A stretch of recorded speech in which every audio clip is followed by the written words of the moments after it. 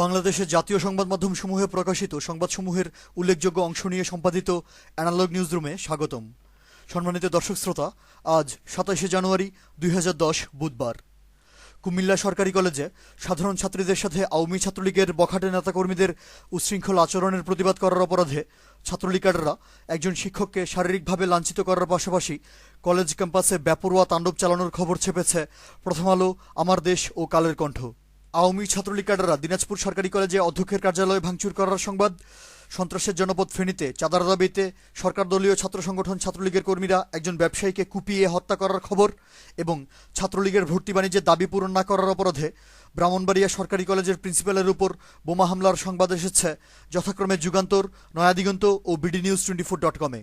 দক্ষিণাঞ্চলীয় জেলা সাতক্ষীরার শ্যামনগরে বিরোধী দলীয় কার্যালয়ে ছাত্রলীগ ক্যাডারদের হামলায় ৮জন বিএনপি নেতাকর্মী গুরুতর আহত হওয়ার খবর, রাজধানীর মিরপুর বাংলা কলেজের ছাত্রলীগ নেতার কাছ থেকে অত্যাধুনিক বিদেশি অস্ত্র উদ্ধার হওয়ার সংবাদ এবং উত্তরাঞ্চলীয় জেলা পঞ্চগড়ে ছাত্রলীগ ক্যাডাররা দেবীগঞ্জ উপজেলা নির্বাহী কর্মকর্তাকে লাঞ্ছিত করার ঘটনায় খবর ছেপেছে কালের কণ্ঠ, নয়াদিগন্ত ও ইত্তেফাক। অশান্ত জনপদ পার্বত্য রাঙামাটিতে সাবেক গেরিলা নেতা এবং জনসংহতি সমিতির চেয়ারম্যান সন্তু লারমার গাড়িবহরে প্রতিপক্ষ জঙ্গি সংগঠন ইউপিডিএফ ক্যাডারদের হামলা ও গুলিবর্ষণের ঘটনায় সংবাদ করেছে প্রথম আলো, সমকাল, যুগান্তর, আমাদের সময় ও bdnews24.com।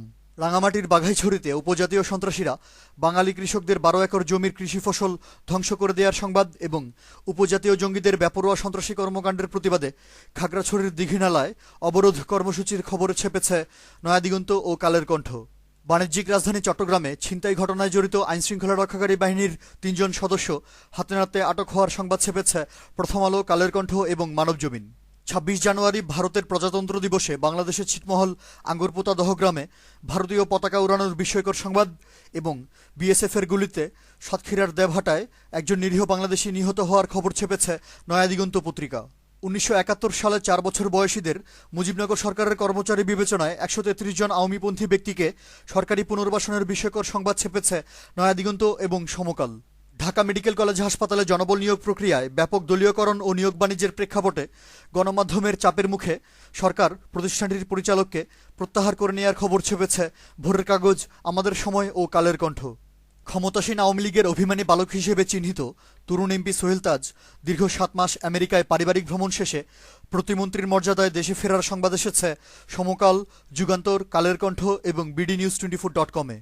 গৃহায়ন ও গণপূর্ত মন্ত্রণালয়ের অনিয়মের প্রতিবাদে এবার সরকারি দলের এমপিরাই সংসদীয় স্থায়ী কমিটির সভা থেকে ওয়াক আউট করার খবর ছেপেছে ভোরের কাগজ, কালের কণ্ঠ ও যুগান্তর। উত্তরাঞ্চলীয় জেলাগুলোতে বোতলজাত জ্বালানি গ্যাসের তীব্র সংকট এবং শেয়ার বাজারে বিদেশি বিনিয়োগ অস্বাভাবিক হারে কমে যাওয়ার উদ্বেগজনক সংবাদ ছেপেছে যুগান্তর ও সমকাল। bdnews24.com-এ আপডেট হয়েছে ঢাকা বিশ্ববিদ্যালয়ে আওয়ামী ছাত্রলীগের 2 গ্রুপের পাল্টাপাল্টি শোডাউন ও বোমাবাজির খবর। অ্যানালগ নিউজ আজ এ পর্যন্তই। আমাদের পরবর্তী নিউজ শোনার আমন্ত্রণ জানিয়ে আজকের মতো বিদায়। ধন্যবাদ।